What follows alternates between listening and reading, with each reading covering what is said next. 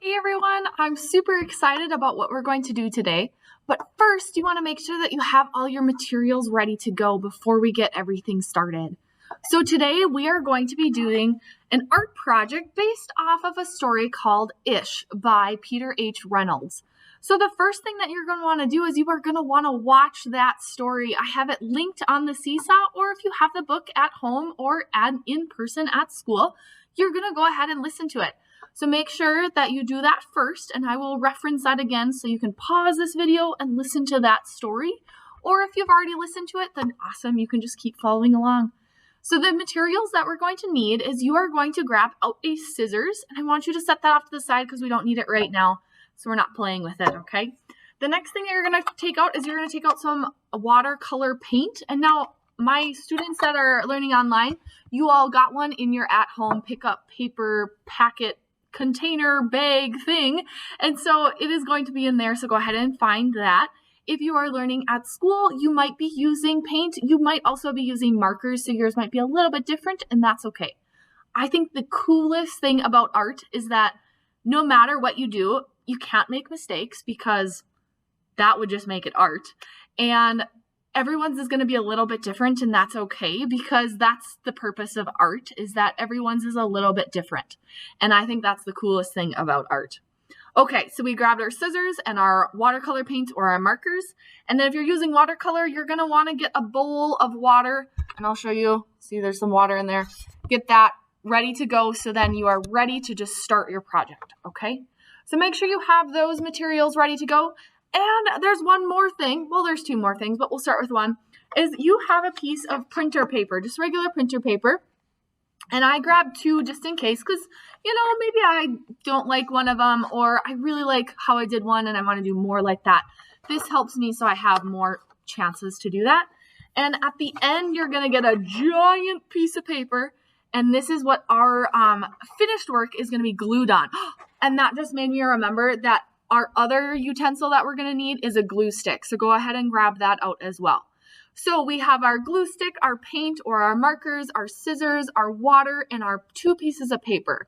So first thing I want you to do is I want you to take this big piece of paper and set it off the side because we're not going to need it right now, okay? And before I continue, make sure you've listened to the story-ish so you have an idea of what our project is coming from, rather than just listening to me do it and you're going to do it along with me. Make sure you listen to the story first. So if not, go ahead and pause the video and click on the link to listen to Ish by Peter Reynolds, H. Reynolds.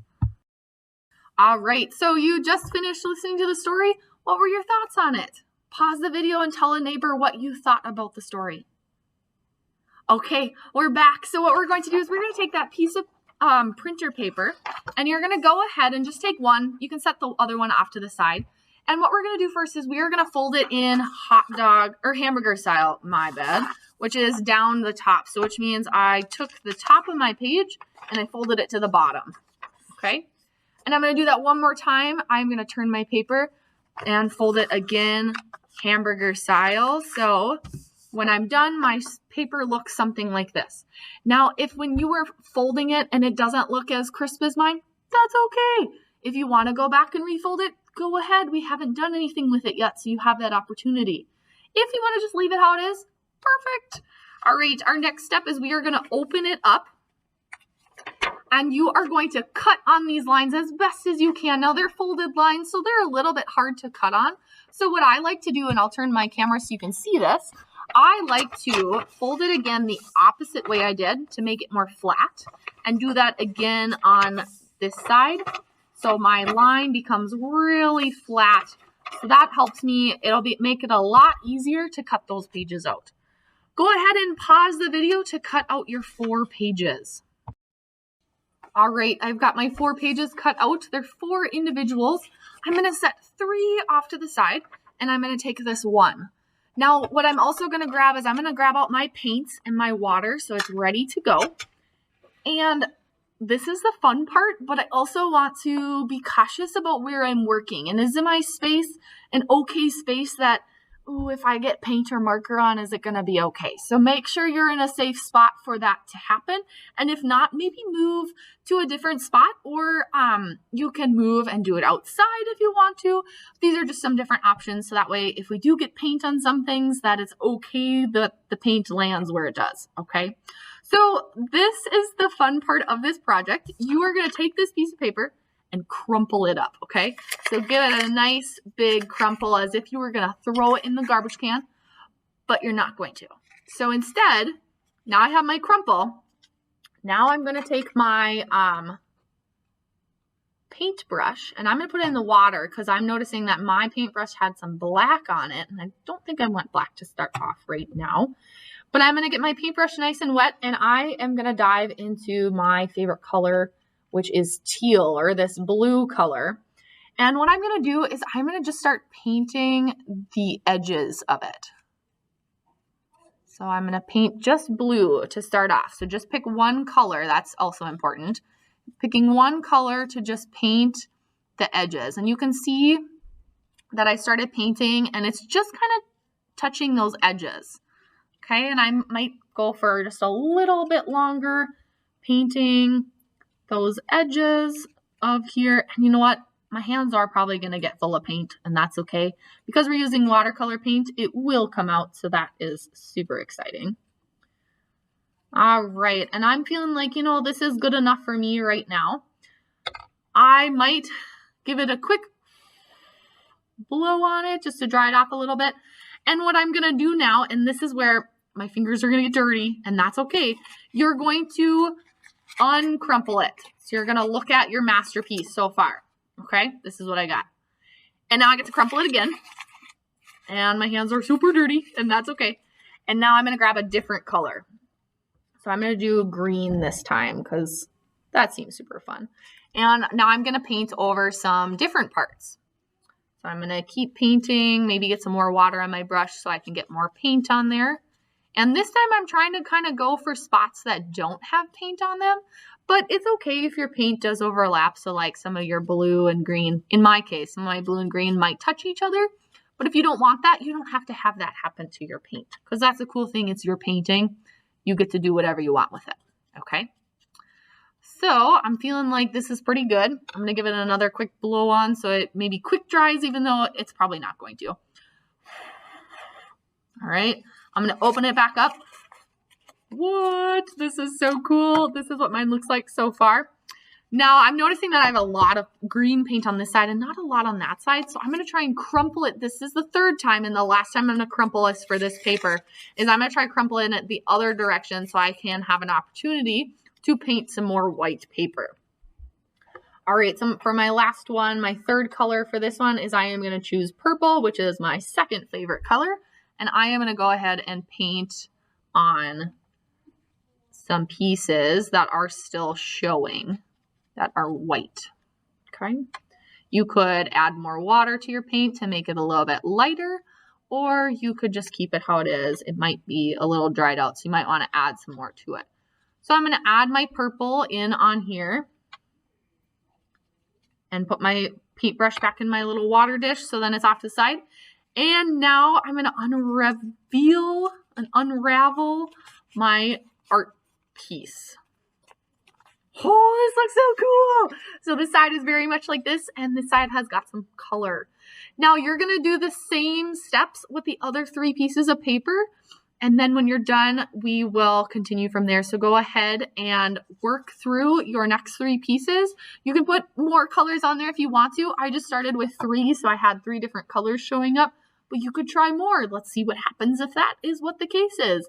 Or maybe you just want to do one color and you crumple it 3 times each time you do it. So go ahead and set this one off to the side so it's out of your workspace. And go ahead and grab your next 3 papers. Do one at a time. And then you can press pause right now to do that. And then when you're done, press play. And then you can find out how we're going to put them on our final paper. Have fun. Okay, so I finished up my 4 separate pieces of paper, and I want you to think about, what did you notice when you added more color to your page? What ended up happening to your paper? And if this did happen to your paper, is that okay that it happened to your paper? Or like, what are your thoughts on that? If you're talking, or if you think I'm thinking about that your paper might have ripped because it got too wet, that's okay. I think that's what makes this piece even more unique, is because it has this rip in there. Now, I'm not saying go ahead and rip up all your pieces of paper, because then that would kind of defeat the purpose of this paper, this art project that we're doing. But if you wanted to add a little bit of texture, even more texture to it, you could. And this is what happened in mine. It kind of looks like there's two eyes, because you can see there's two separate holes here that happen in this one, and a little bit of a rip on the end here. So I think there's something cool and unique about all of these different pages. So these are what mine looked like. I'll just show them to you quick. Here's that first one I did. This one was my second one. I just went with some red and purple. And the last two, I kind of went with a camouflage kind of theme, because I love to be outside, and this made me think of trees. So now we're kind of closing to the end of our project, but what you can do is you can always make more. That's why there's this second piece of paper, and maybe you want to cut them into different shapes. That would be cool. You go ahead, it's your project, it's your imaginary how you want this to look.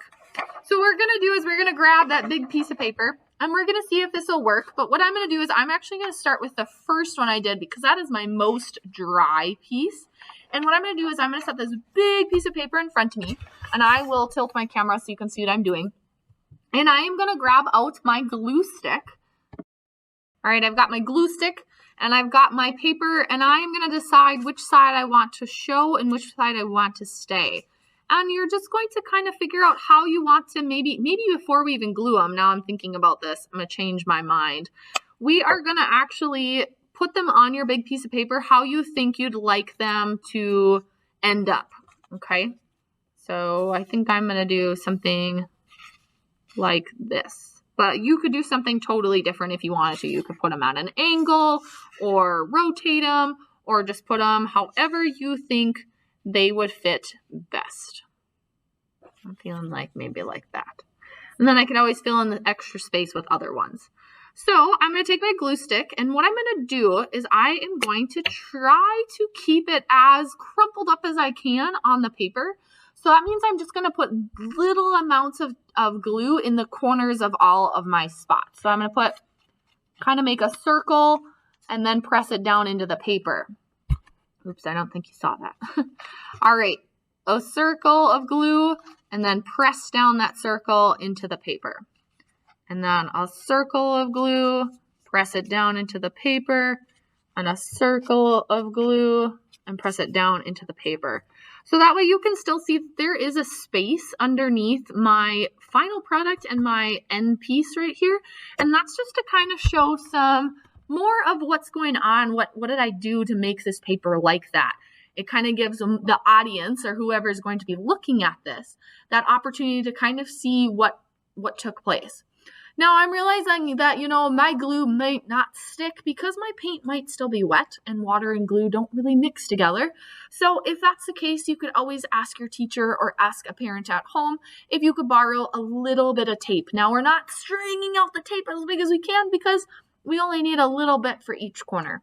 So that would be another way that you could secure down your final product. So go ahead and glue or tape down your 4 little pieces and press play when you're done.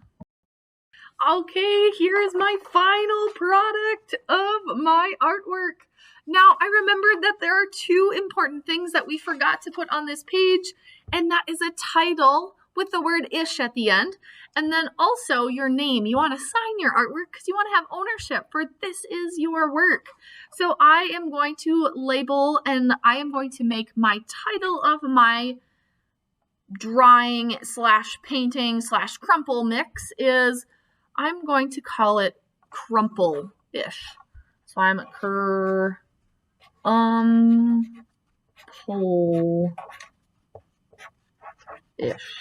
crumple-ish, like that in the top corner. And then I'm also going to sign my name on here, because that's an important piece that you want others to know that you created this. You were the artist. So I might say by Mrs. McMahon. Crumple-ish by Mrs. McMahon. Now, if you want to come up with a totally different title, do it. It's yours. You are the creator. You are the artist. Go ahead and label your artwork and sign your name on your piece. Now, remember, we did have that extra piece of paper, so if you wanted to go through again and maybe fill in some of the empty spaces, you could with other crumpled pieces, or you could also just leave it how it is, because sometimes it's nice to just see white space is what we call it when it's white space between different pieces. So the space in between them is sometimes nice to look at. But if you want to add some more crumpled art there, go ahead and do that.